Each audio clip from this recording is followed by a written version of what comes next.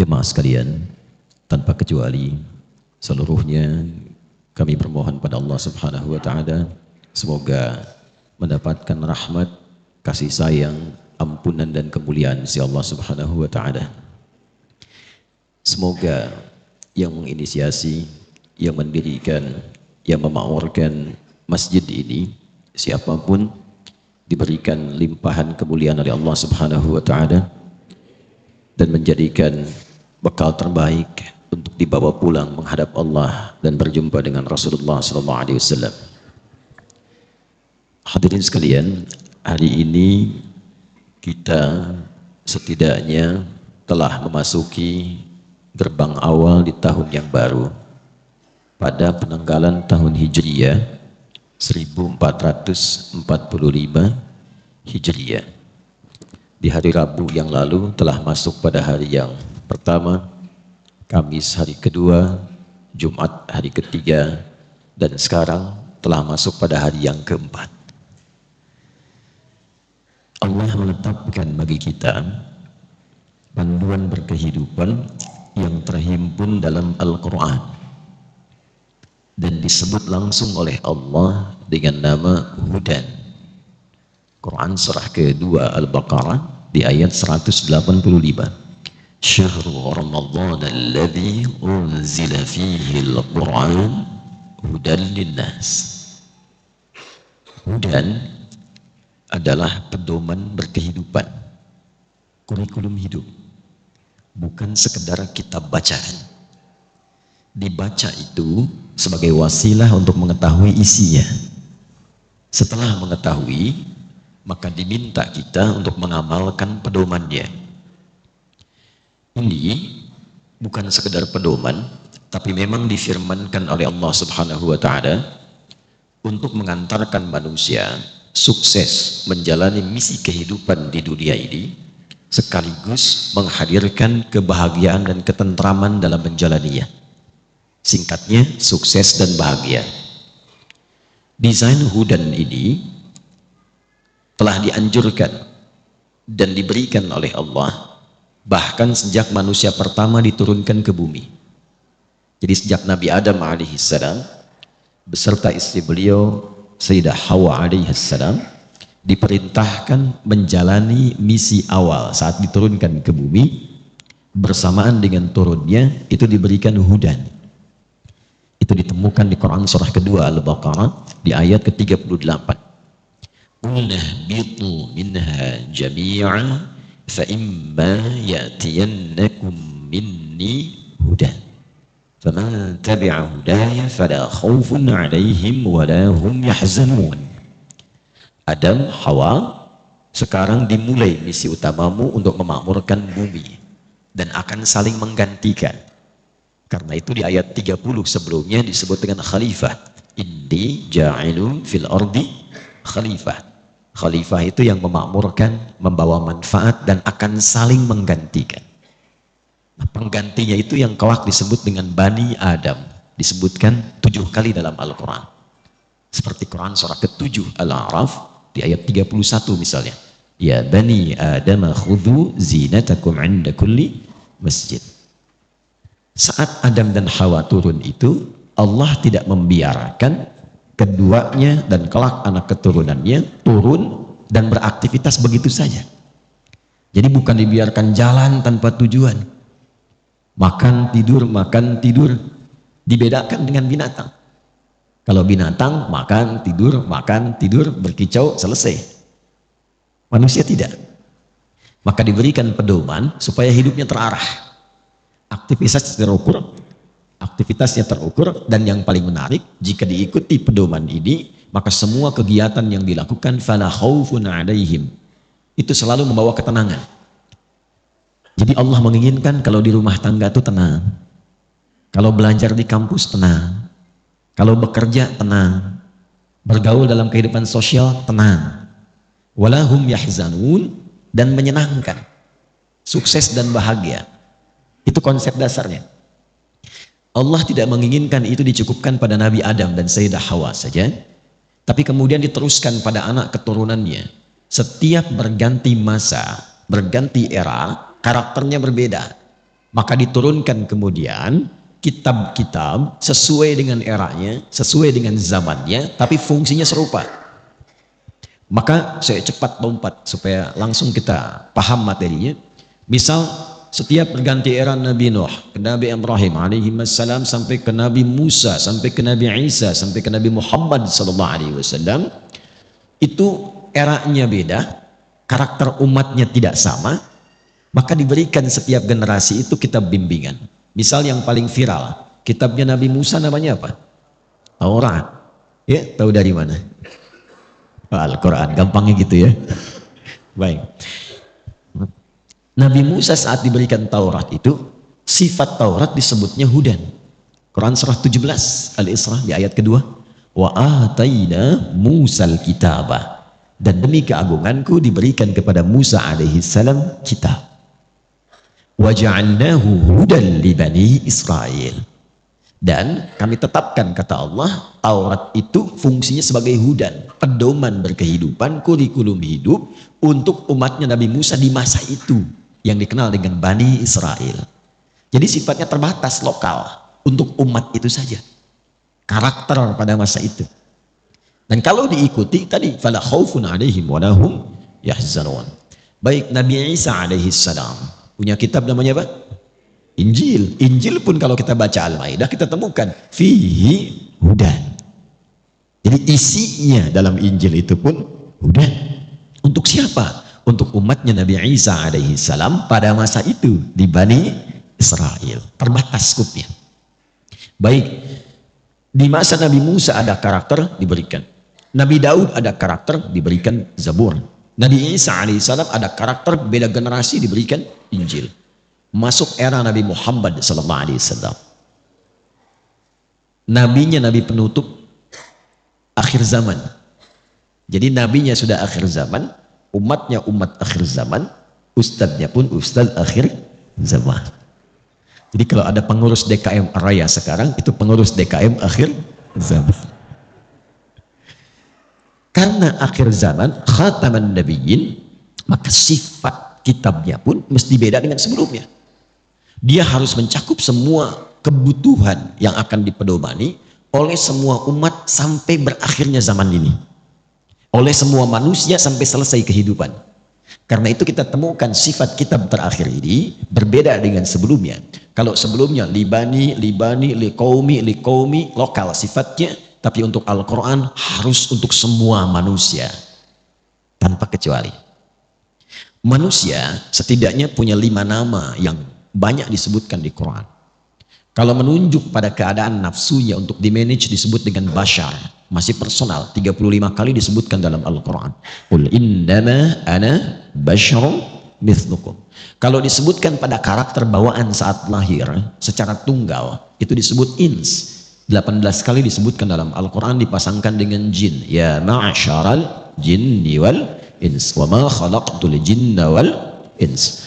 Kalau menunjuk pada totalitas aktivitasnya dari bangun tidur sampai tidur lagi, apa yang harus dikerjakan, maka disebut dengan insan namanya. 65 kali disebutkan dalam Al-Quran. Hal ata 'alal insan ar-Rahman 'allamal Quran khalaqal insan. Kalau menunjuk kepada anak keturunan, kalau menunjuk kepada anak keturunannya secara genealogi, maka disebut dengan Bani Adam. 7 kali disebutkan dalam Al-Quran. Perhatikan.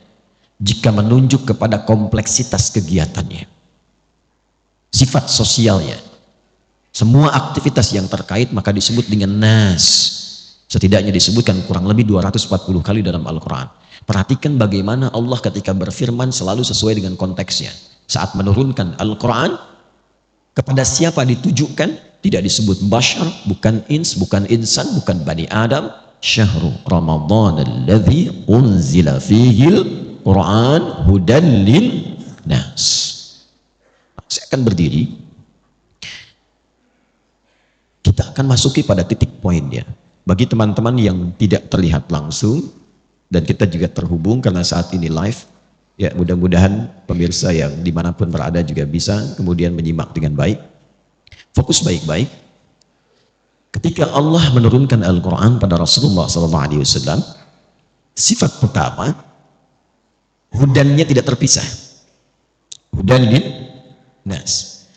Jadi ini memberikan petunjuk pertama bahwa isi Al-Quran itu bukan sekedar bacaan. Ini dahsyatnya. Kalau kita membaca, itu bagus untuk mengantarkan pada pengetahuan isinya. Dan pahala itu diberikan sebagai motivasi. Jadi adanya pahala untuk membaca itu motivasi yang Allah berikan melalui Rasulullah supaya kita itu mau tahu isi Quran. Yang kedua, kasih sayang Allah supaya hidup kita itu bahagia dan sukses. Maka dimotivasi untuk mendapatkan pahala. Supaya mau tahu isinya, dengan tahu isinya itu hidup semua hamba Allah, umatnya Nabi Muhammad SAW bahagia dan sukses. Jadi saking sayangnya Allah kepada kita, Allah tidak menginginkan satu pun umat Nabi Muhammad SAW hidup di muka bumi ini kecuali bahagia dan sukses. Itulah sebabnya dimotivasi, baca dikasih pahala, baca dikasih pahala, dan tidak tanggung. Bacaan Al-Quran itu pahalanya bisa melebihi keadaan kita saat sholat. Jadi kalau tadi sholat itu standar pahalanya 10, selesai sholat alhamdulillah dapat 10. Kalau berjamaah kalikan 27. Kalau dilakukan di masjid kali lagi 25. Itu baru datang di hadis Muslim itu dapat 25 kebaikan. Jarak satu keduanya 500 tahun, dua ketiganya 500 tahun, dan seterusnya. Jadi baru kita selesai dapat 10. Tahu dari mana? Quran surah ke-6 ayat 160. Man jaa bil hasanati falahu asyru amthaliha. Siapa yang mengerjakan perbuatan yang bernilai pahala. Perbuatan bernilai pahala itu disebut hasanah. Nah, salat di Al-Qur'an disebut hasanah. Quran surah ke-11 Hud ayat 114. Aqimis salata tarafain nahar wa zulafan minal lail innal hasanati yudhibnas sayyiat. Baca Quran itu berbeda. Baca Quran itu bukan dihitung per ayatnya, bukan dihitung kita per selesainya, tapi per hurufnya. Dihitung per hurufnya. Hadis riwayat At-Tirmidzi nomor hadis 2910. Man qara'a harfan min kitabillahi falahu asyru hasanat. Siapa yang mau menyempatkan diri baca Al-Quran, itu satu hurufnya 10 kebaikan. Satu huruf. Bisa kebayang nggak? Dan saya hakul yakin nggak ada orang ngaji cuma satu huruf. Nun, udah dulu lumayan 10. Nggak ada. Pasti banyak. Tapi rahasianya apa? Dimotivasi sebetulnya untuk diberikan pahala itu supaya tahu isinya. Kenapa sih sampai banyak pahalanya? Ada apa di dalamnya? Saya itu cinta Al-Quran sejak kecil. Karena itu saya berusaha belajar bahasa Arab untuk memahami isi Quran. Barulah saya mengetahui rahasianya. Ternyata setiap huruf Al-Quran itu bukan bahasa Arab biasa, tapi setiap hurufnya punya makna yang sangat dalam. Dan di situ ada petunjuk hidup. Itulah dahsyatnya. Dan petunjuk itu karena disiapkan sampai akhir masa kehidupan, maka akan selalu relevan sesuai dengan kebutuhan umat kapanpun berganti dan memberikan solusi. Jadi nggak ada orang ngaji apapun itu saat Anda membuka isi Quran kecuali ditemukan solusi hidup di situ. Dahsyatnya ibu kadang buka mushaf, Bu, sedang punya masalah, itu asal ngacak buka kok tiba-tiba ayatnya sesuai dengan kebutuhan. Jadi dari Al-Fatihah sampai An-Nas itu kurikulum hidup, dasarnya begitu. Dan tidaklah Allah turunkan Al-Quran itu di tempat yang maju, tidak. Nabi saat lahir, Romawi itu kan sudah maju, ya kan? Persia sudah unggul kan? Tapi kenapa yang dipilih itu di Mekah dan sifatnya jahiliyah? Coba bayangkan. Jahiliyah itu kan menghimpun orang dan sifat. Jahlun itu ke sifatnya, ke orangnya jahilun. Kalau digabungkan jahiliyah, yang tidak kenal kebaikan. Jadi kalau ingin mencari akumulasi keburukan, pezina, di situ khatam zina, semua jenis zina itu ada. Pembunuh, perampok, pembegal, pemabuk. Saya sering katakan di setiap kesempatan, di jahiliyah itu kalau mabuk, itu yang paling amatir 5 kali sehari. Itu amatiran. Nah, Allah turunkan Quran itu di tempat seperti itu. Ya biwadin ghairi dzi zar'in 'indal baitikal muharram. Kalau menurut bahasa Nabi Ibrahim, ya, di tempat di lembah yang sangat terasing, yang sangat tandus, jauh dari peradaban, dan keadaannya kompleks. Tapi Allah ingin tunjukkan dengan hikmahnya, saya cepat merubahlah keadaan jahiliyah itu menjadi khairu ummah. Jadi kalau Anda ingin tahu siapa paling hebat di zamannya, itu ada di tempat itu. Siapa yang punya peradaban yang dibawa kemanapun jadi hebat, ada di tempat itu. Dirubah keadaan jahiliyah paling bawah, naik ke tempat tertinggi, yang kurikulumnya dari situ dibawa oleh satu orang pun. Kan Nabi punya alumni 40 orang, as-sabiqun al-awwalun, periode Mekah. Hijrah ke Madinah, itu menghasilkan di akhir 12.000 orang. Anda silahkan cek dalam sirah. 12.000 orang ini, kemanapun mereka menapakkan kakinya, membawa kurikulum Quran, tidaklah tempat yang dipijak, kecuali bercahaya, maju, dan punya peradaban. Dibawa ke Spanyol, ke Iberia, 7 abad. Dibawa ke Nusantara, mencerahkan. Dibawa kemanapun, sukses. Jadi posisikan Al-Quran sebagai kurikulum hidup. Nah, apa kaitan dengan pembahasan kita di subuh kali ini?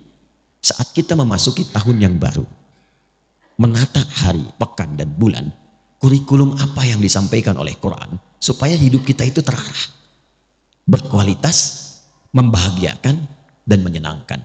Ini yang ingin saya maksudkan, mengembalikan tujuan hidup kita berdasar Allah, ketentuan Al-Quran, supaya jelas orientasi hidupnya. Nah, disinilah pembahasan kita akan dimulai. Yang tadi muqaddimah. Jadi saya ingin kita mengerti dulu dasar bahasan kita, supaya saat akan membahas paham apa yang akan dikaji. Jelas? Yuk kita mulai. Tanggal berapa tadi sekarang? 4 apa? Ya, Al-Muharram. Sudah berapa tahun kita hidup sampai tanggal 4 Al-Muharram ini? Baik. Ada yang 20, 30, 40, 60, 70 tahun. Pertanyaan besarnya, apakah semua waktu yang telah kita lalui, semuanya bernilai di hadapan Allah? Yuk, riset membuktikan, walaupun ini masih simpel dan perlu diverifikasi, tapi umumnya para ilmuwan sepakat, rata-rata setengah usia manusia itu digunakan untuk tidur. Rata-rata. Yuk kita ambil standar saja, diakumulasikan jamaah rata-rata 40 tahun. Ya, jadi memberikan yang di bawah termotivasi, yang di atas 40 tidak terlalu pesimis. 40 tahun. Bagi 2, berarti setengahnya dipakai tidur, 20 tahun. Ini umumnya ya, tidur. Tidur siang, tidur sore, ketiduran plus tidur malam. Gitu. Berarti aktivitas produktifnya berapa? Selebihnya 20 tahun. Ini yang dipakai beraktivitas. Baik, ini amalnya. Kira-kira dari 20 tahun ini yang jadi amal soleh berapa tahun? Kan ada soleh, ada salah kan? Rumusnya kan begitu. Orang menatap itu kalau bukan soleh, salah kan? Yang sudah menikah menatap istri sendiri, soleh. Istri orang, salah. Kan? Keluar dari masjid pakai sendal sendiri, soleh. Pakai sendal orang, salah. Kan? Nah, dari ujung kepala sampai ujung kaki, kira-kira berapa solehnya? Ya nggak usah terlalu pesimis lah, setengahnya lah ya. 10, kan? 10 tahun. Alhamdulillah. Nah, potensi amal soleh yang dilakukan misalnya 10 tahun. Saya mau tanya, dari 10 tahun ini yang ikhlas berapa tahun? Alhamdulillah, kan setengahnya. 5 tahun ikhlas. Ikhlas, Masya Allah. Dosanya berapa tahun? Kan di hadis Muslim begitu, akan menutup kan? Ya'ti yaumal qiyamati bi salatin wa siyamin wa zakatin, tapi sayang ada yang wayati qad syatama hadza wa qadhafa hadza wa daraba hadza wa safaka dama hadza, tu'khadhu hadza min hasanati wa hadza min hasanati. Paham? Tidak. Ada orang sholat, ada orang puasa, ada orang zakat, tapi kadang ada yang tak mampu menahan lisannya. Dia sholat tapi masih mencela orang. Dia puasa bikin hoax. Dia juga berzakat tapi juga suka berselisih. Ada orang pulang ngaji sudah berdebat berselisih. Ada orang kemudian melakukan perbuatan baik tapi juga ada yang menumpahkan darah. Wasafaka dama hadza. Ini kalau Nabi memberikan isyarat pasti terjadi. Puncaknya itu kata Nabi, puncaknya bahkan ada yang menumpahkan darah tapi tega menyebutkan kata-kata kemuliaan di situ dengan menyebut kalimat Allah. Allahu Akbar, tembakin. Allahu Akbar, bom. Itu hati-hati. Mesti hati-hati. Dan kalau ada doktrin demikian cepat tinggalkan, karena itu yang dari awal diwaspadai oleh Rasulullah SAW. Hati-hati. Saya pernah sampaikan di berbagai kesempatan tempat, dan kita bermohon pada Allah supaya tidak terulang lagi kapanpun ya. Itu dulu waktu ada bom di Jalan Tamrin itu meledak, duar gitu. Itu saya sedang di Lampung, tiba-tiba jamaah bertanya, Ustaz, apakah bom di Jalan Tamrin termasuk jihad fisabilillah? Saya bilang, Mas, maaf ya, sependek pengetahuan saya, jihad fisabilillah itu jihad di jalan Allah, bukan di Jalan Tamrin.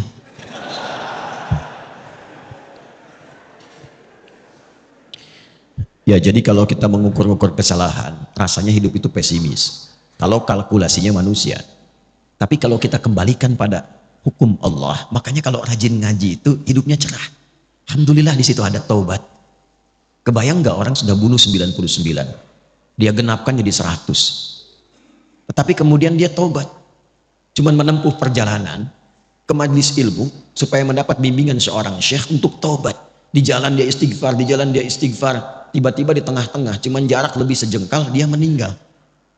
Itu diterima taubatnya oleh Allah. Ketika diterima, dihapuskan dosanya. Sejengkalnya ini amal barunya. Sejengkal itu yang mengantarkan dia ke dalam surga. Itulah yang menurunkan beberapa ayat dan hadis-hadis Nabi Muhammad SAW. Ayatnya di Al-Quran semisal An-Nisa ayat ke-100. Hadisnya banyak yang viral. Imam An-Nawawi sampai memasukkan bagian dari itu dalam hadis yang keempat di Al-Arba'in An-Nawawiyah. Masih ingat kan? Seakan-akan ada orang kayak divonis mau masuk neraka, tinggal sejengkal, sehasta ke neraka itu, ternyata dia melakukan amalan yang diridhai oleh Allah dan memasukkan itu ke surga. Masih ingat? Itu kalau punya visi hidup. Kalau nggak punya, terancam juga. Maka kembalikanlah ke Al-Quran, bagaimana kita menata yang akan dikerjakan dan menutup yang telah dilakukan yang salah-salah, mengambil bekal sisa dari yang soleh untuk menatap ke depan. Inilah yang akan kita bahas setiap berganti tahun dengan mengacu kepada Al-Quran surah ke-9 di ayat 36. Dan ini harus dilakukan setidaknya setiap tahun berganti. Walaupun idealnya setiap hari. Setiap hari. Tapi kita tarik dulu dengan berganti tahun, ini kita akan arahkan. Yuk menyusun kurikulum hidup dalam setiap pergantian tahun baru. A'udzubillahi minasyaitonirrajim. Bismillahirrahmanirrahim. Kita mulai. Inna iddatash syuhuri 'inda Allahi 12 syahran fi kitabillah yawma khalaqas samawati wal ard minha arba'atun hurum dzalika ad-dinul qayyim fala tadhlimu fihinna anfusakum. Stop sampai situ dulu di kurikulumnya. Inna harfu nasbin wa taukidin tansibul isma wa tarfa'ul khabara mabniyun 'ala al-fathi la mahalla lahu min al-i'rab. Inna itu huruf yang digunakan dalam bahasa Arab, fungsinya menegaskan informasi, yang menunjukkan informasi ini tidak main-main, isinya serius. Jadi kalau ditemukan inna mengawali ayat Al-Quran, maka cara memahaminya, informasi yang akan Allah sampaikan begitu penting dan serius. Sampai kemudian nasbin, ini ngajinya agak dalam ya. Kalau ngaji biasa itu hanya menunjukkan setelah inna itu nasab. Tapi kalau kita agak dalam ngajinya, nasab itu asalnya menancapkan sesuatu dengan kuat agar tidak goyah. Nasabar rajulu asahu fil ard. Seorang lelaki menancapkan tongkat dengan kuat, saking kuatnya nggak goyah. Jadi kalau ada kalimat informasi dalam Quran, ayat dibuka dengan inna, serius itu tancapkan informasinya dalam jiwa, jangan goyah. Pegang. Sampai Anda mau bersin, tidak bersin, tetap pegang. Jangan ragu.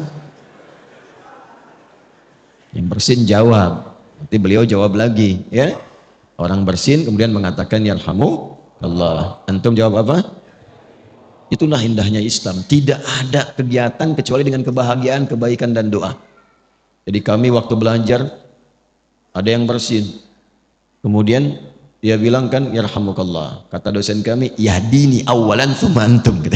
Semoga Allah memberikan hidayah pada saya dulu baru kalian. Yuk sini.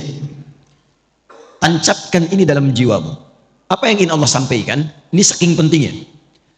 Aku sejak mencipta langit dan bumi, kata Allah, telah menetapkan aturan bahwa semua kehidupan yang akan dijalani, kita tarik ke bumi dulu, itu akan berlangsung dalam setahun 12 bulan. Jadi komposisi waktunya 1 tahun itu berapa? 12 bulan. Dan ini Anda hanya akan temukan dalam Al-Quran. dalam konteks kitab suci atau mungkin kitab yang disucikan. Cuma di Al-Quran yang tegas menyebutkan setahun berapa? 12 bulan. Dan bukan hanya informasi, tapi dengan isyarat desainnya, apa yang harus dikerjakan dalam masa itu. Romawi dulu pernah memberikan satu tes hipotesa kalau dijadikan 13 bulan, ternyata nggak seimbang. Dikembalikan pada 12 bulan. Kemudian Allah meminta kepada kita untuk mengatur. Sejak langit dan bumi diciptakan, desain kehidupan itu setahun 12 bulan. Kalau Anda ingin tahu ketentuan yang lurus dalam agama, dalam konteks ini disebut din.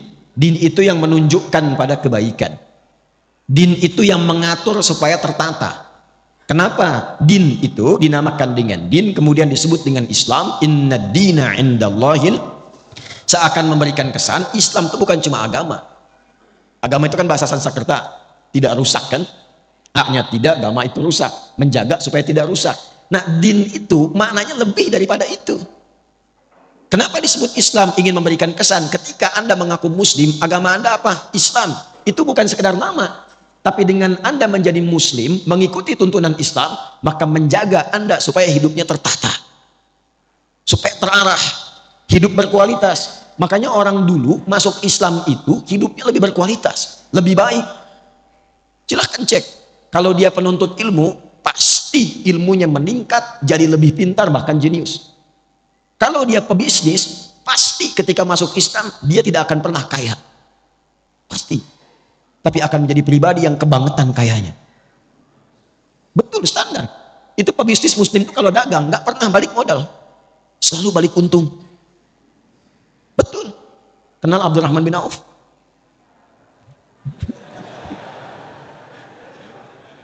Saya nggak akan tanya kenal di mana. Saya itu riset ilmiah. Ini dipertanggungjawabkan dan disidang oleh profesor-profesor di satu kampus. Singkatnya begini, saya riset perbandingan pra-Islam dengan pasca-Islam. Abdurrahman bin Auf, singkatnya saat masuk Islam, itu dalam bisnisnya yang berkah itu, kalau dikonversi ke sekarang, aset dan semuanya, itu nilainya 72.000 triliun. Elon Musk belum ada apa-apa. Dan baru turun kemarin jadi 2.800-an. Jeff Bezos 1.800-an triliun. Itu belum ada apa-apanya, baru kaya. Abdurrahman bin Auf itu kebangetan kayanya. Kebangetan. Kapaknya terbuat dari emas. Tapi masuk surga juga. Ya, daripada miskin gak jelas kan? Luar biasa. Jadi semua orang itu jadi orang hebat. Terus yang tadinya itu angkuh jadi orang yang tegas, yang sombong jadi tawadu, semua berubah. Itulah Muslim.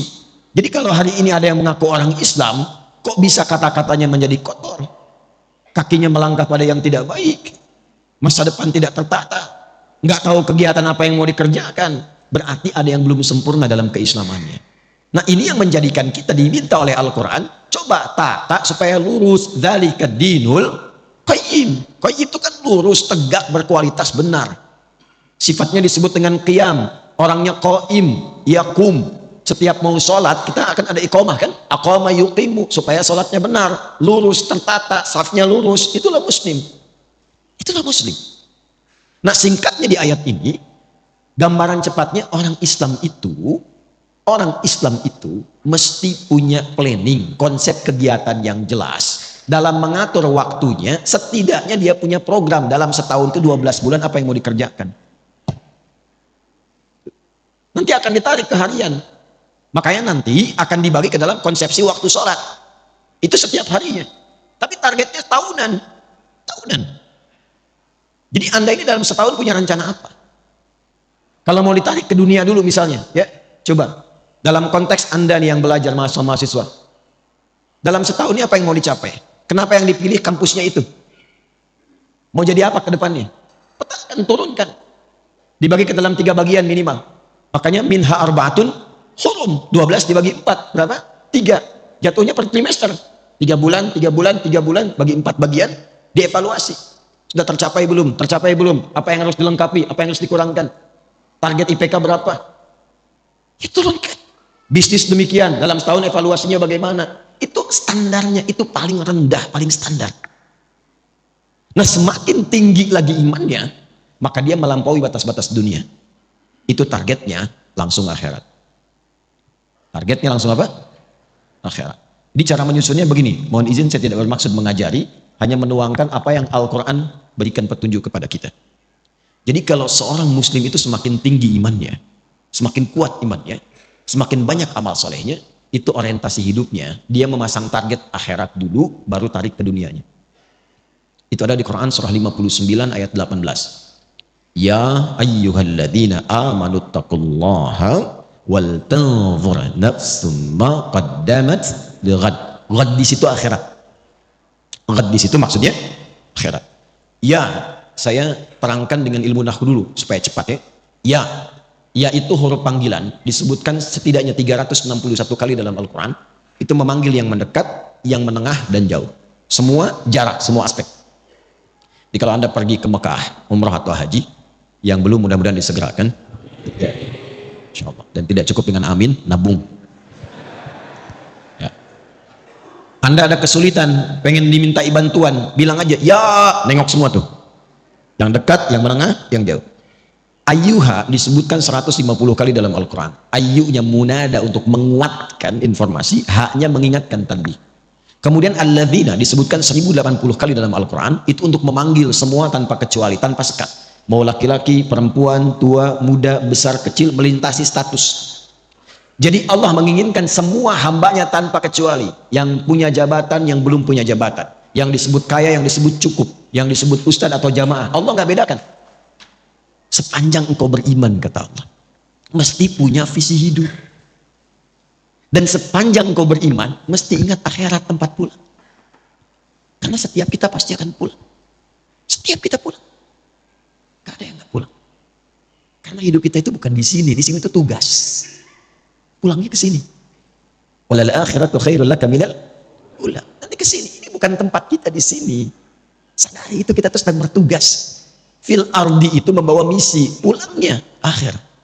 Makanya disebut di Quran dengan mayyit. Quran surah 39 ayat 30, innaka mayyitun. Mayyit itu kalau pakai tasydid itu yang akan meninggal.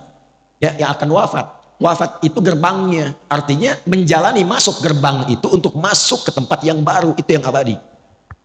Sedikit-sedikit lompatnya. Ini ada mayyit begini. Ada mayit, itu beda.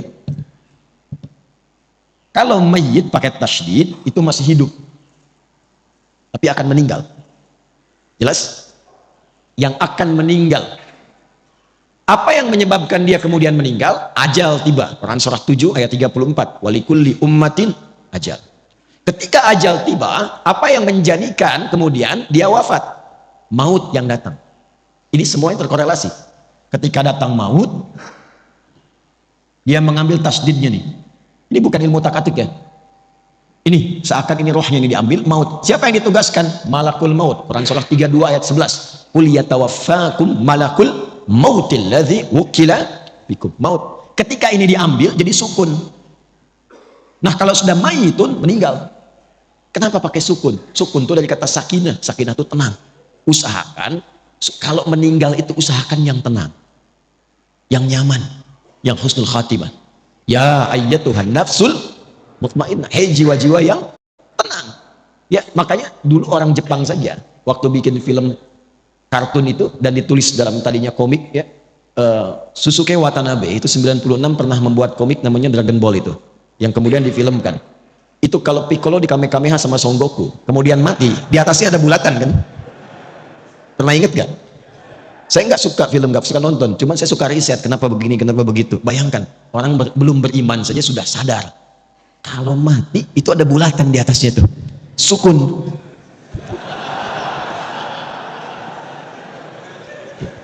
Oh, enggak. Tuh. Coba nanti yang belajar bahasa Arab agak dalam belajarnya, itu di bahasa Arab itu harokat pun ada artinya. Itu harokat. Kenapa sukun, kenapa fathah, kenapa dhammah, kenapa kasrah, itu ada artinya. Jadi kalau panjang waktunya bisa saya bahas, tapi karena terbatas kita fokus. Kita sampai jam berapa? Insyaallah tidak ada masalah. Anda silahkan sampai zuhur. Saya 6:04 saya pamit. Nah, nanti kapan-kapan lagi lah, kapan-kapan. Insyaallah ya. Tapi saya punya cerita singkat dulu. Jadi suatu kali saya ke Garut, ini kisah nyata. Lalu dihidangkan, Ustadz ini sukun katanya. Saya bilang bukan Pak, ini kasrah. Kalau sukun, dia masih di atas, bulat. Begitu jatuh ke bawah, itu kasrah. Bapak belah-belah begini, itu fathah. Kalau udah kumpul dhammah, maka dia pulang ke istrinya, kembali ke dapur, dia katakan, "Ma, kata Pak Ustadz bukan sukun, ini kasrah." Ini kisah nyata ini. Kembali sini.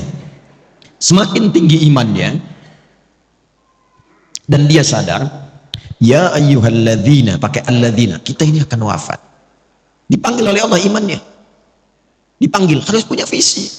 Baik engkau yang merasa imannya itu, maaf, lemah sehingga jauh dari Allah. Ya, kan orang lemah itu kalau lemah iman, rasanya malu kalau mau ibadah, seakan jauh. Ya kan? Mau ngaji malu, mau ke masjid malu, gitu ya. Ada yang standar menengah, standar. Ada yang kuat, saking kuatnya, Masya Allah cepat. Ilustrasi gampangnya, itu waktu sholat. Kalau ingin kita mengukur tingkat kekuatan iman, gampang, cek dalam sholat. Itu standar Quran. Quran surah ke-8 ayat kedua. Innamal mu'minuna alladzina idza dzukirallahu wajilat qulubuhum. Sungguh insan beriman itu bisa dicek standarnya. Kalau disebutkan nama Allah, ada getaran dalam jiwanya. Konfirmasi iman. Nah, Allah menyebutkan namanya itu lewat muadzin dalam adzan, dipanggil. Adzan itu adzan dari kata udhun, telinga. Kenapa disebut adzan? Karena lafaz ini satu-satunya yang akan sampai ke telinga 24 jam berputar. Diperdengarkan nama Allah setiap berganti waktu. Baru bangun disebutkan, siang disebutkan, sore disebut, sampai malam. Untuk dilihat standar iman dalam sehari itu bagaimana kualitasnya. Karena kata Nabi, nanti ada yang yusbiqu mu'mina wa yumsi kafirah. Paginya kuat, sorenya lemah, bahkan ada yang kufur. Allahu akbar, Allahu akbar. Ya, kita ambil misalnya duhur jam berapa? Subuh jam berapa? 4.22 terjadi perbedaan pendapat. Ya kita ambil pas dekat komat lah 4.25 misalnya. Nah ini kalau adzan 4.25, Allahu akbar, Allahu akbar, Anda langsung sadar, ya Allah adzan, saya siap-siap. Nah itu kualitas imannya standar. Standar. Belum kuat. Tapi kalau dari jam 4 Anda sudah siap-siap, belum dipanggil, sudah ada getaran untuk merespon. Itulah iman yang kuat. Tapi kalau dipanggil 4.25, Anda baru sadar 5.24. Nah ini yang dimaksud. Tapi ketika berbicara tentang visi dan misi hidup, Allah tidak bedakan. Dipanggil semuanya. Hei baik yang merasa imannya masih lemah, yang menengah ataupun yang kuat. Itu Masya Allah. Allah panggil semua dengan engkau mengerjakan ini. Yang lemah akan jadi kuat, yang kuat semakin rekat, dan yang menengah akan semakin dekat dengan Allah Subhanahu wa taala. Wal tanzur nafsum ma qaddamat. Engkau harus punya visi untuk pulang. Jangan-jangan dunianya nyaman, akhiratnya terancam. Maka cara menyusunnya begini. Nah, ini yang paling penting. Kalau kita ingin menjalani aktivitas dunia supaya nyaman, jadi apapun silakan. Ini tidak merubah status Anda. Yang wali kota tetap wali kota, yang camat tetap camat, yang dosen tetap dosen. Gak berubah. Tinggal Anda ingin upgrade atau tidak. Saking pentingnya bunyi itu ya, mengingatkan. Ya, suruh nanti saya terangkan. Tarik ini sampai ke masa kita sekarang. Dari sini dulu, dari akhirat. Ini kan tempat pulang terakhir kan. Logika sederhananya begini. Kalau kita ingin menempati tempat untuk pulang yang terbaik, sekarang sedang kita beraktivitas, berarti kita siapkan kan tempat yang bagus, kalau pulang nyaman, tempatnya enak dan sebagainya. Nah, Allah sudah menawarkan melalui Rasulullah ada 8 tempat indah saat pulang di akhirat. 8 jenis yang disebut dengan jannah, surga. Jadi surga itu ada 8 jenisnya. Dari mulai yang biasa, tapi maaf, sebiasa-biasanya pun surga. Ya, mala ainan ra'at wala udhunun sami'at wala khatar ala qalbi bashar. Itu indah, ingin apapun sering langsung ada. Itu ada di Al-Baqarah ayat 25. Wa utubihi mutasyabiha. Antum sekarang, waduh lapar nih, dan nunggu dari tadi, ya kan? Pengen makan, pengen sarapan, pengen macam-macam. Di surga beda. Begitu antum ingat nasi uduk, celing ada. Apa aja? Itu yang surga biasa. Apalagi yang indah seperti Firdaus, surga Aden, Darussalam, Jannatun Na'im. Pertanyaannya, saya cuma tanya 2 hal. Satu, siapa yang ingin masuk surga? Alhamdulillah. Tapi tidak semua yang ingin ke surga itu yang tahu dan jelas punya gambaran surga mana yang mau dimasuki. Ini antum nih yang kuliah, kalau nggak tahu apa yang mau dicapai, kampus mana yang mau dipilih? Mau jadi apa? Anda kalau nggak punya visi, untuk apa Anda bekerja beraktivitas, akan bingung apa yang mau dikerjakan, hasilnya apa yang mau diraih. Nah kita tarik dari atas, nih surganya mau yang mana? Supaya jelas, nanti dari situ muncul kurikulum, itulah yang dikerjakan selama hidup, itu aja terus, sampai wafat. Hidup itu kan gampang, cuma tinggal menunggu wafat saja. Setelah itu selesai kita mendapatkan apa yang disiapkan. Nah saya ingin cepat karena waktunya tinggal 15 menit lagi. Setelah itu kalau ada waktu kita diskusi supaya memberikan kesempatan Syuruk dan yang lainnya, fokus baik-baik. Saya akan cepat dari 8 jenis surga ini kita sepakati dulu jamaah. Mau surga yang mana? Ya, nggak apa-apa. Saya paham ya. Kalau kan selalu terjadi begitu, nggak ada masalah ya. Nggak ada masalah. Memang rumusnya begitu. Kalau kita mau pilih sesuatu, pilih yang tinggi. Sehingga nanti effortnya dari dalam diri kita itu semakin kuat ingin mencapai. Jadi kalau nggak nyampe, nyangkutnya masih deket-deket. IPK 4, target belajarnya itu kuat. Kalau nggak nyampe, nyangkutnya ya 3,9, 3,8. Jadi kalau mau target surga, targetkan yang tinggi. Sebab kalau yang biasa-biasa, yang penting ke surga ya nggak apa-apa. Kalau nggak nyampe, nyangkutnya di mana? Di Firdaus. Sudah? Oke, tarik ke sini. Tinggal keluarkan di Al-Quran kurikulum surga Firdaus. Tunggangi aktivitasnya di bumi. Dan alhamdulillahnya nggak pernah disebutkan dalam Quran hanya kiai, hanya ustadz, hanya habib, hanya tokoh, hanya ulama masuk surga ini. Tidak. Allah turunkan dalam bentuk sifat dan kegiatan kurikulum. Quran surah ke-23 ayat 1 sampai 9.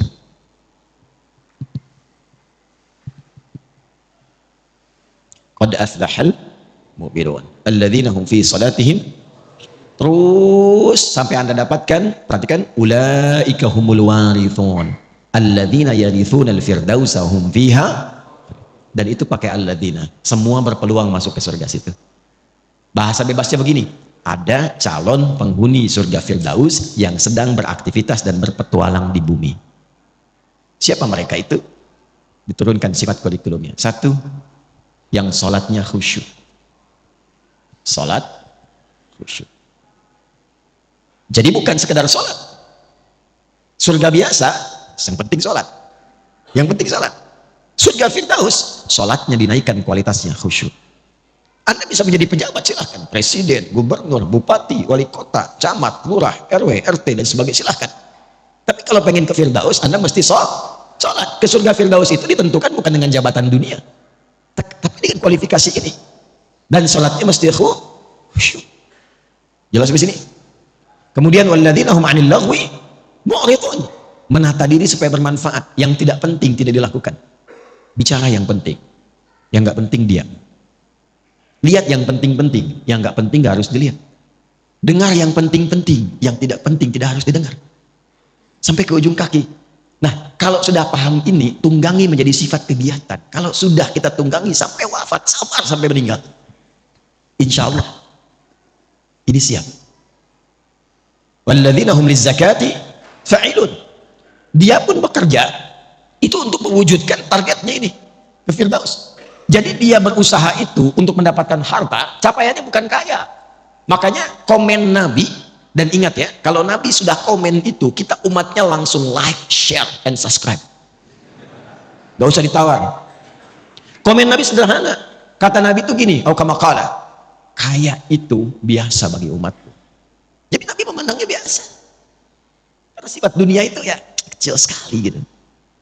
Biasa. Yang Nabi khawatirkan itu adalah umat yang tak mampu memanage kekayaannya. Nah, calon penghuni surga Firdaus ini, dia pun kalau berbisnis, berdagang, berusaha untuk kaya, bukan sekedar kaya, kayanya itu untuk beramal, lizakat, minimal untuk zakat. Ini. Jadi bukan untuk memenuhi dunianya. Dan ketika Anda mengejar akhirat, dunia pasti ikut. Demi Allah saya katakan, Anda kejar akhirat, dunia pasti ikut. Nggak ada ceritanya orang mengejar akhirat kehilangan dunia, itu nggak ada. Dan itu akan sesuai porsinya dengan kebutuhannya. Saya tanya Anda, zakat itu berapa persen? 2,5%, itu yang standar ya. standar pokok 2,5%. Ya Allah, hamba sudah berusaha sholat semaksimal sampai hidup saat ini. Hamba ingin menaati-Mu ya Allah. Berikan kesempatan untuk bisa berzakat selama hidup. Hamba tidak minta banyak ya Allah. Hamba ingin surga Firdaus, setidaknya berikan kesempatan 25 juta aja bisa zakat. 25 juta aja bisa zakat. Zakat 25 juta. Tapi kan Allah kasihnya 1 miliar.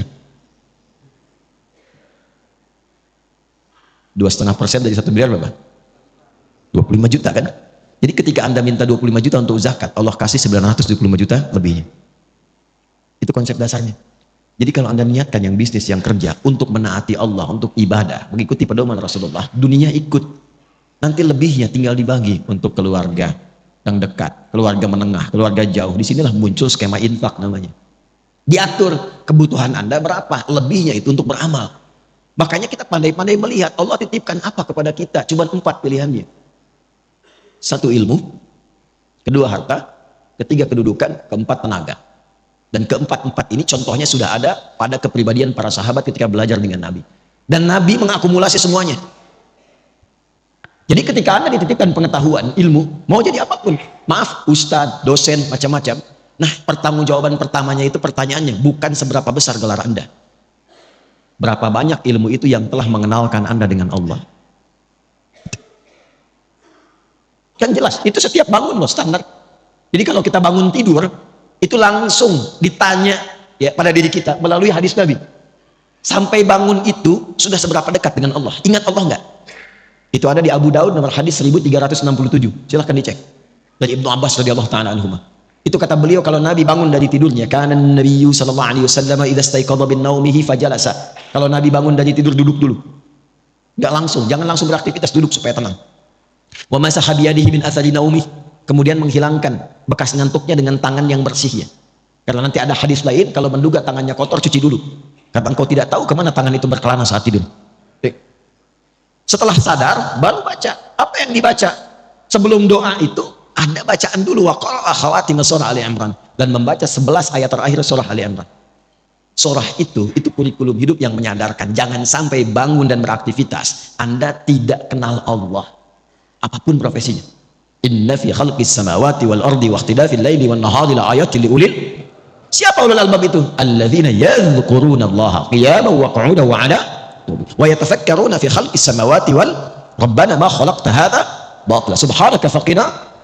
Jadi Anda mau tugas jadi udara, darat, lautan, bekerja apapun, kalau Anda mengaku muslim, ingat Allah. Itu poinnya. Yang menjabat silahkan. Bapak di wali kota, ada di RW, di RT, Anda nggak akan ditanya berapa banyak yang telah dikumpulkan dari pangkat dan jabatan. Pertanyaan pertamanya, berapa amanah Allah yang telah engkau berhasil selesaikan? Kenal Allah nggak? Harta juga begitu. Jadi ketika Allah titipkan, menatanya begini, menatanya.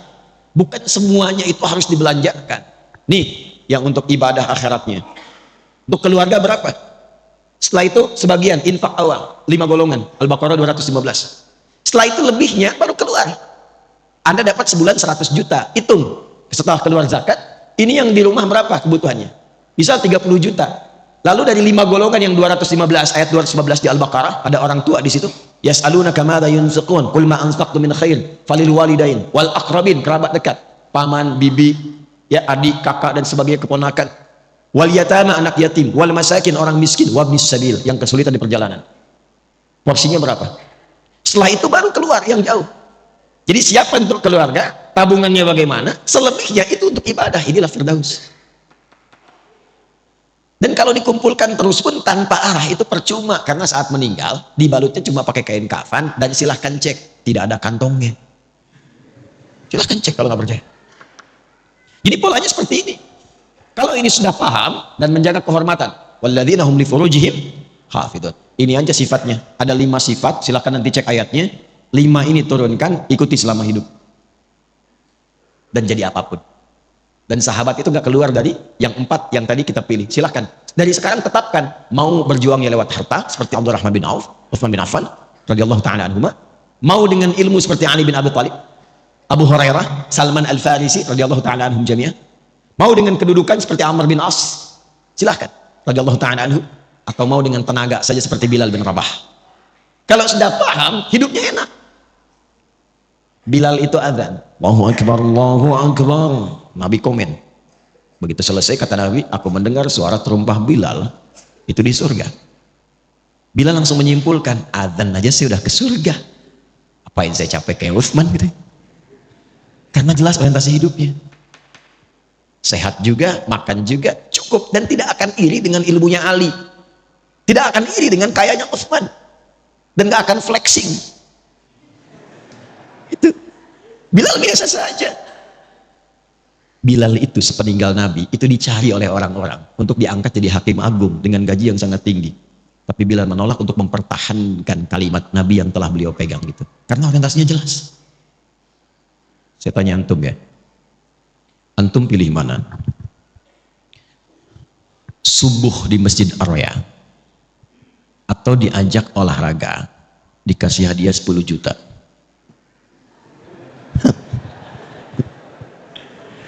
Subuh di Masjid Ar-Raya atau olahraga dikasih hadiah 10 juta? Maaf, pilihan cuma 2, nggak ada yang ketiga. Itu memang nggak mudah. Tapi kalau kita paham orientasi hidup, bukankah 2 rakaat sunnahnya saja sudah lebih daripada dunia dan seisinya? Itu kalau punya orientasi, kalau nggak jelas, nggak punya pedoman, susah memilihnya. Itu yang menyebabkan ada orang cuma menjadi penjaga toko, kok bisa meninggalkan Jumat, bisa nggak sholat, apa yang mau dicari, dan meninggal juga. Itu yang menyebabkan kita mesti jelas orientasi. Nah, oleh karena itu, orang Islam itu kalau disebut muslim, dia dari bangun tidur, baru bangun tidur itu, dia sudah punya rencana. Nih, saya petakan dengan cepat ya. Kita bangun tidur baca doanya bagaimana? Alhamdulillahilladzi ahyana ba'dama amatana wa ilaihin. Baik, hadisnya riwayat Mu'adz bin Jabal dan Jundub bin Junadah. Di Al-Bukhari kita temukan. Fokus. Tapi tidak semua yang baca itu paham maksudnya.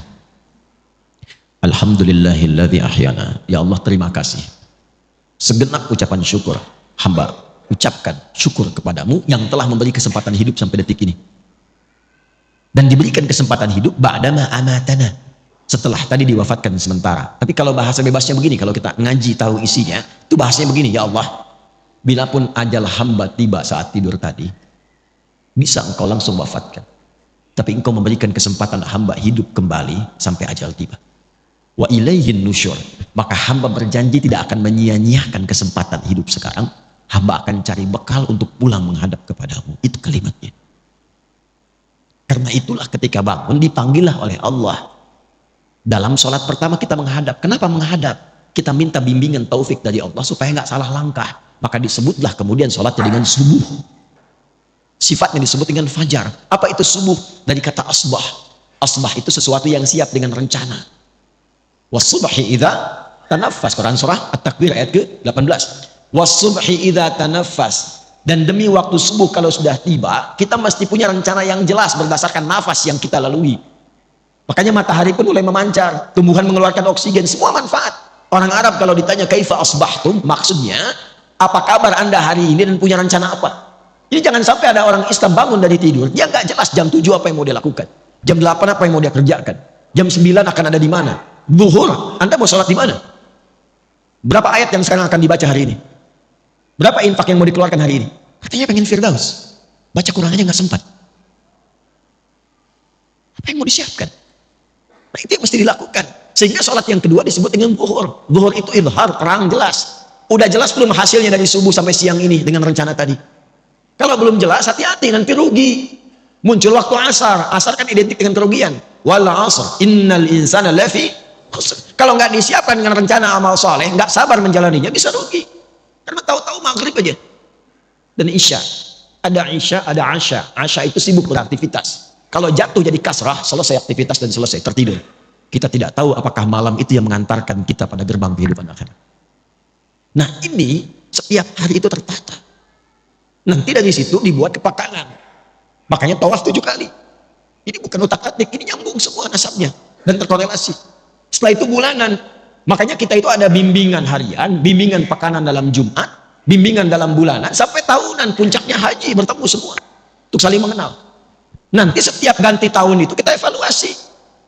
Apa selama ini yang menghambat kita kurang dekat dengan Allah? Mau sholat itu susah, mau baca Quran sulit, mau infak keluar, harta udah dikasih banyak, ke infak juga. Sederhana. Mungkin ada yang haram yang masuk dalam tubuh kita, ada yang haram yang masuk dalam tubuh seseorang, ya. Atau ada perilaku maksiat yang harus ditinggalkan. Itulah yang menjadikan seorang muslim mesti meninggalkan itu.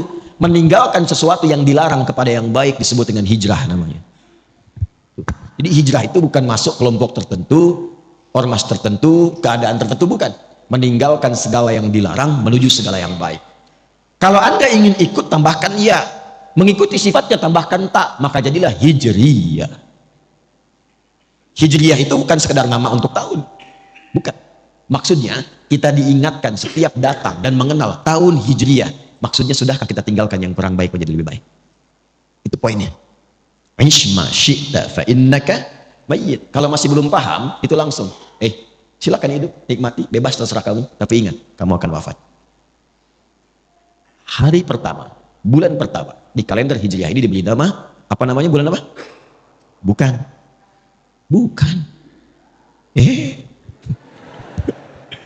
Saya tanya apa? Muharram. Bukan. Bukan Muharram. Yang tepat itu Al-Muharram. Ya, Al-Muharram.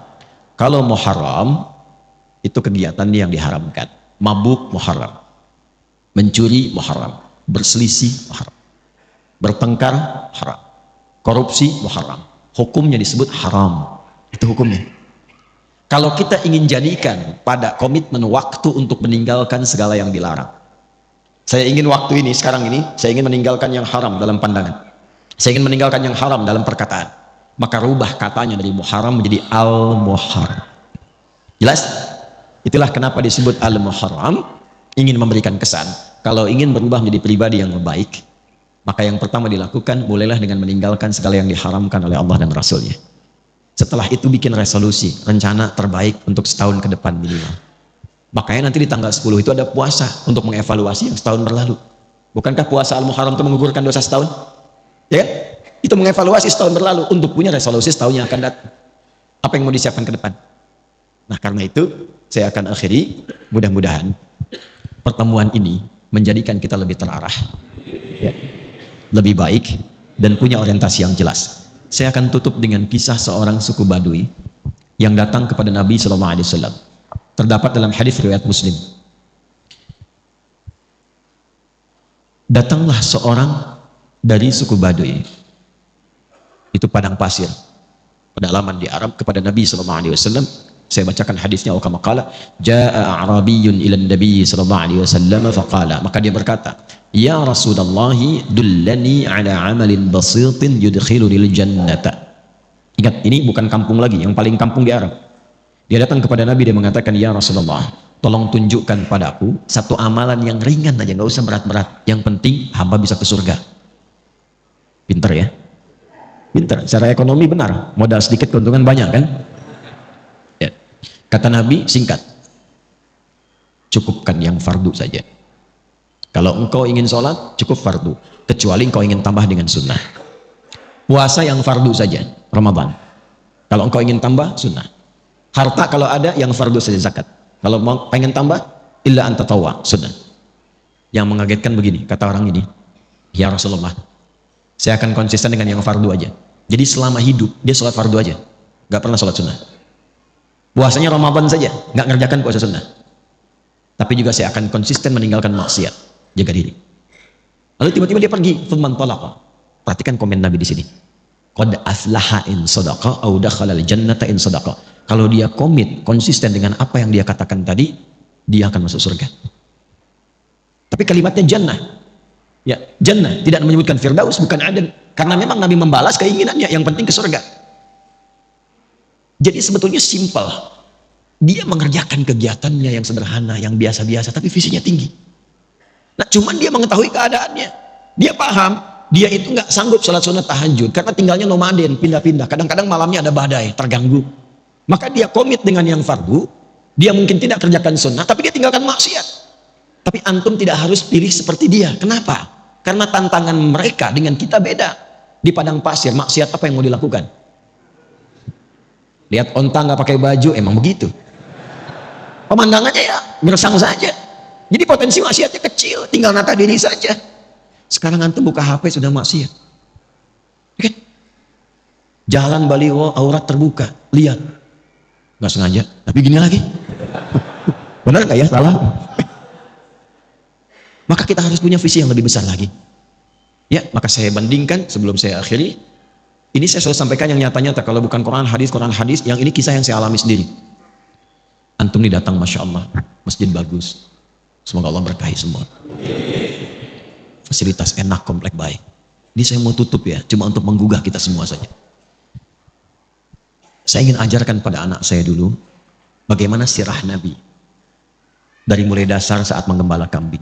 Maka saya ajak anak saya itu ke satu puncak bukit.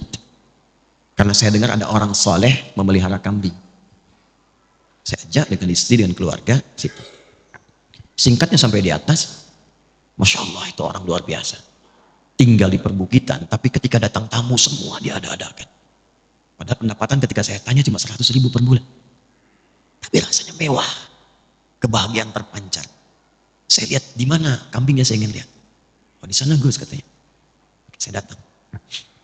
Begitu saya lihat bersih kambingnya. Bagus. Tapi yang membuat saya agak heran itu mulutnya ditutup pakai potongan dari plastik botol minuman.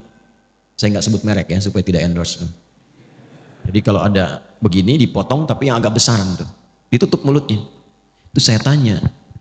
Saya tanya tegas sekali, ini kenapa kambingnya? Kok ditutup sakit? Perhatikan jawabannya. Bukan Gus katanya. Ini kambing baru datang. Di tempat saya beli.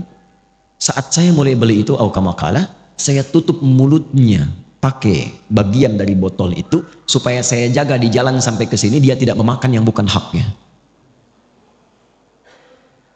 Itu saya diam.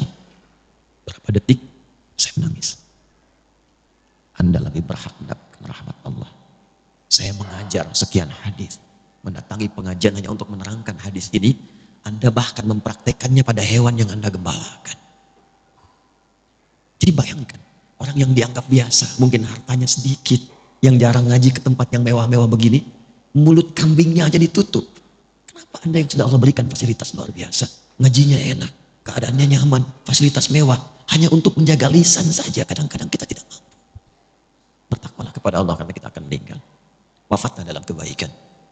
Tibalah seorang yang sangat luar biasa, istrinya juga luar biasa, anaknya luar biasa, kerjanya biasa, sederhana. Tapi ketika dikunjungi dia mengatakan istrinya, Abi alhamdulillah kalau pulang bawa rezeki banyak sekali. Setelah saya cek 500.000 sebulan. Apa yang dikerjakan suaminya? Kerja sambutan sana sini. Tapi kalau datang tamu semua ada. Tanpa Anda sadari, istrinya hafal Quran 7 riwayat. Suaminya hafal Quran, anaknya hafal Quran. Keluarga itu ahli Quran yang menikmati hidupnya hanya untuk menunggu jumpaannya dengan Allah Subhanahu wa taala. Sifat apapun bisa kita kerjakan, tapi pilihan bisa kita pilih untuk menentukan bagaimana akhir kehidupan kita. Jangan sampai satu Al-Muharram itu cuma jadi kumpul-kumpul, datang kembang api lebar, tertawa, gembira, akhir tahun, foto-foto, bikin konten, tapi tidak jelas kehidupan untuk kembali pulang. Semoga Allah memuliakan kita, ya, memaafkan kita, mengampuni dosa-dosa kita. Saya meminta maaf karena ada satu di antara jamaah yang tinggal di Bekasi, ibunya pun orang saleh, insya Allah baik, meninggal dunia dan dimakamkan di Batu. Saya sudah berjanji dari sini saya akan ke Batu untuk menziarahi dan mendoakan dan langsung ke bandara. Jadi kita akhiri dengan bermohon berdoa pada Allah Subhanahu wa taala. Mudah-mudahan doa kita dikabulkan dalam kebaikan. Allahumma taqabbal minna innaka antas sami'ul alim wa tub 'alaina innaka antat tawwabur rahim. صلي ونسلم على حبيبك الكريم رسولك المصطفى الامين نبينا محمد وعلى اله وصحبه اجمعين. ربنا لا تدع لنا في مقامنا هذا وفي كل مقام ذنبا الا غفرته. Ya Allah, jika ada pendosa hadir dalam majlis ini, jangan biarkan ia pulang kecuali Engkau ampuni seluruh dosa-dosanya. Wala hamban illa farajtah, jika ada yang sedang merasakan kegelisahan dalam hatinya, jangan biarkan ia pulang kecuali Engkau tenangkan keadaan jiwanya. Allahumma wala dainan illa qadaitah, jika ada di antara kami yang diuji dengan utang piutang, limpahkan rizki kepadanya untuk melunasi utang-utangnya. Allahumma wala asiran illa yassartah, ya Allah, Engkau maha mengetahui. Boleh jadi di antara hamba-Mu ada yang datang membawa kesulitan di rumah tangganya, di pekerjaannya, kehidupan sosialnya. Dengan keikhlasan amalannya di hari ini, hilangkan dan angkat seluruh kesulitan-kesulitannya. Allahumma hafadh ya Allah biladana Indonesia waj'alna baldatan thayyibatan tardaha.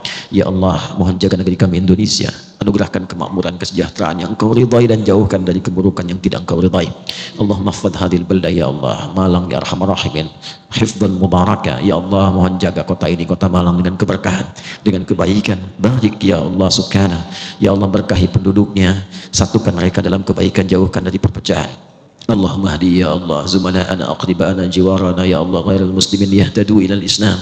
Ya Allah, kami menyayangi tetangga kami, kerabat kami, teman kami. Jika di antara mereka ada yang belum mendapatkan hidayah, tanamkan hidayah kepada mereka untuk berislam.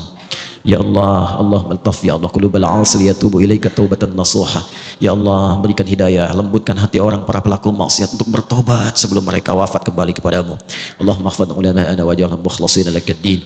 Ya Allah, mohon jaga para ulama kami, ikhlaskan dakwah mereka, satukan hati mereka, jauhkan mereka dari perpecahan. Ya Allah, berikan kemampuan untuk mengajar dengan baik, mengajar kepada Al-Quran dan Sunnah Rasulullah sallallahu alaihi wasallam.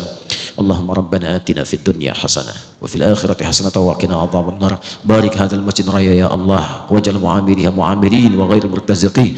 Ya Allah, berkahi masjid ini, jadikan para pengurusnya ikhlas dalam merawat, jamaahnya gemar memakmurkan, dan jauhkan dari orang-orang yang mencari kehidupan hanya untuk dunia di masjid ini. Allahumma ya Allah sallallahu ala nabiyyikal karim nabiyina Muhammadin wa ala alihi wa sahbihi ajma'in. Subhanakallahumma wa bihamdika asyhadu an la ilaha illa anta nastaghfiruka wa natubu ilaik wa akhiru da'wana alhamdulillahi rabbil alamin. Saya minta maaf kalau dari beberapa kedatangan dan mengajar di Malang ini belum mampu membuat Anda lebih baik dan mungkin lebih dekat dengan Allah. Silahkan belajar dari ustadz lain untuk mengoptimalkan ilmu. Kedua, mohon minta izin diberi akses yang mudah, karena kita mau ke bandara lagi dan saya harus langsung ke puncak, waktunya agak terbatas. Saya mencintai Anda semua karena Allah, maafkan saya. Assalamualaikum warahmatullahi wabarakatuh.